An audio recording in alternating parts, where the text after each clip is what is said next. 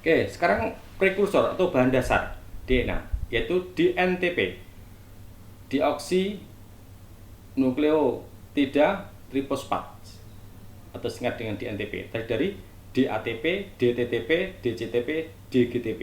Nah, kalau prekursor RNA tadi NTP, nukleotida trifosfat. Ya, nukleotida trifosfat. Tadi dari ATP, TTP, GTP, CTP. Singkatannya dapat dicermati sendiri. Berarti ini adenin, timin, guanin, sitosin. Oke. Nah, kalau Anda mengenal ATP, ATP sebenarnya juga dia prekursor dari RNA. Maka ATP itu memang strukturnya sangat hampir sama dengan nukleotida lainnya RNA. Nah, sekarang kita akan mengenal beberapa enzim. Ada DNA polimase 1 sampai 3, ada RNA polimase 1 sampai 3. Waduh, ini slide-nya agak ini. Tiba-tiba sampai ke sini. Ada yang melompat ini. Tapi nggak apa-apa. Prokaryotik hanya ada satu macam RNA, yaitu RNA polimerase. Kalau ini pada eukaryotik ya, ini kecukupannya. Oke. Ada DATP, deoksynukleosida adenosin trifosfat ya. Ada istilah cDNA, komplementer DNA. Ini adalah DATP, ini adalah tadi prekursor ya pada RNA. Kalau cDNA itu komplementer DNA itu adalah DNA hasil transkripsi terbalik dari RNA. Jadi DNA yang cetakannya berupa RNA. Biasanya RNA dicetak oleh DNA, ini enggak dibalik. RNA mencetak DNA, hasilnya berupa cDNA. Sekarang CAMP, siklik adenosin monofosfat. Nah, ini struktur molekulnya tidak saya gambarkan di sini, tertinggal, tapi nggak apa-apa, sekitar untuk perkenalan saja ini. Ini sebenarnya slide yang nyasar ini, tapi nggak apa-apa. Sekaligus saya kenalkan sebelumnya. Sintesis RNA besar berlangsung di nukleolus, anak inti ya. Sintesis dRNA berlangsung di nukleus. Sintesis RNA kecil, RNA ukuran kecil, dan tRNA berlangsung di nukleus. Ingat, ini nukleolus, ini nukleus. Oke.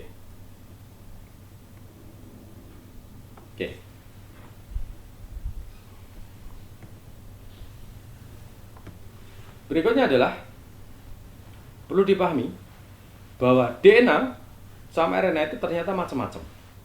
Kalau pada manusia itu merupakan DNA yang strandnya 2, maka disebutkan DSNA. Strand kan 2 kan, double strand kan. Artinya apa? Tadi kan ada double helix, double strand, nggak apa-apa, double helix gitu ya. Tadi kan ada 2 pita, satunya 5 aksen, 3 aksen, satunya 3 aksen, 5 aksen. Itu namanya DS, DNA. Double strand DNA. Ditemukan di mana? Virus, prokaryotik, eukaryotik. Single strand DNA itu hanya ditemukan di virus. Single strand DNA itu ada 2 macam. ssDNA plus sama ssDNA min. Apa yang plus? Ini adalah ini yang mengkode protein. Kalau ini berperan sebagai template ini ssDNA ini.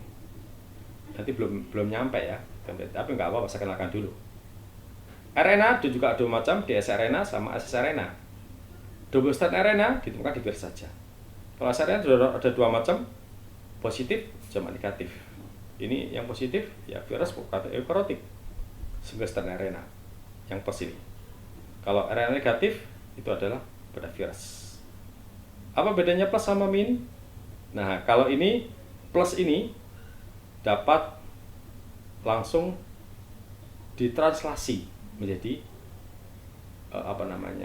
protein. Kalau ini nggak bisa ditranslasi, tapi harus diubah dulu menjadi cDNA tadi ya, jadi DNA dulu dengan menggunakan transkripsi terbalik. Oke, ini silakan dibaca tadi. Oke. Ya, perlu dipahami juga bahwa partikel lebih sederhana dari virus yaitu ada viroid, merupakan molekul ukuran lebih kecil dari RNA, dari 359 nukleotida tanpa serubung protein atau sering menginfeksi pada tanaman kentang ini, viroid ini. Kalau prion, partikel terdiri dari molekul kecil protein kurang lebih 250 asam amino ya, dan tidak memiliki asam nukleat, sering menyebabkan penyakit BSE, bovine sumbangiform encephalitis, atau sapi gila. Menyebabkan sapi gila. Ini menginfeksi pada otak biasanya. Nah, DNA virus tadi sudah double strand, single strand, ya silakan dilihat nanti contohnya. Ini adalah hepatovirus dan sebagainya. Kalau RNA virus ada plus min.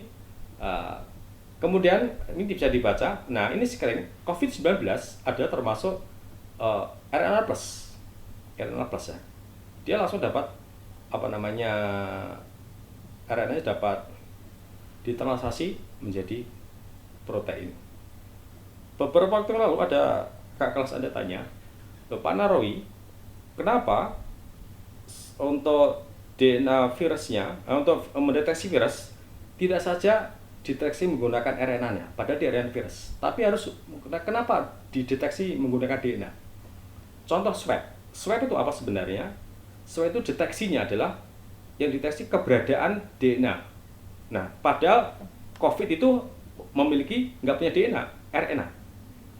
Maka pada swab itu menggunakan apa yang disebut dengan PCR. PCR itu namanya polymerase chain reaction.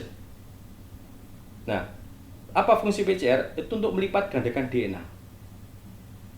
Ingat bahwa COVID itu nggak memiliki DNA, dia memiliki RNA plus ini.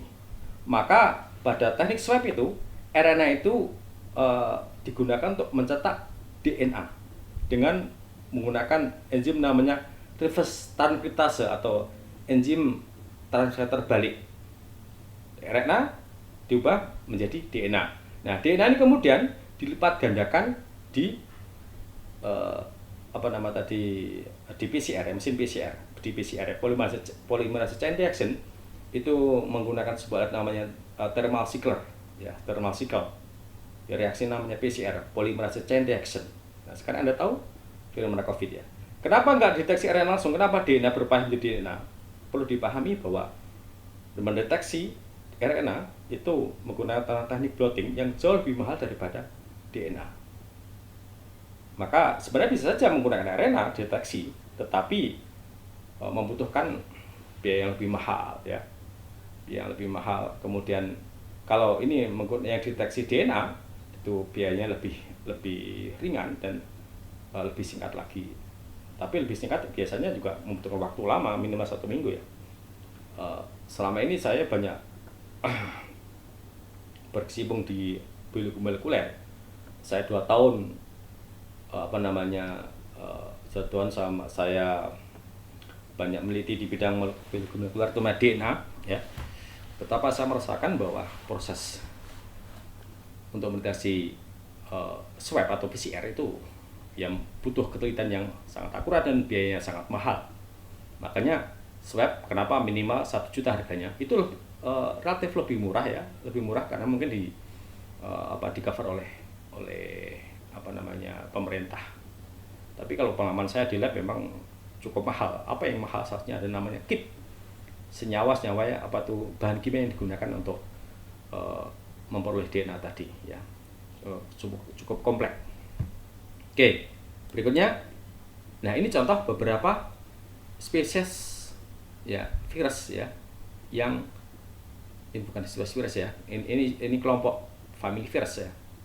Yang material genetiknya atau substansi genetiknya ada DSN, DNA dan juga ssRNA ya. Kita lihat Anda sendiri nih. Oke. HIV juga termasuk asam nukleiknya berupa RNA. Nah, virus-virus hepatitis juga RNA. Biasanya virus-virus yang galak-galak atau virus-virus yang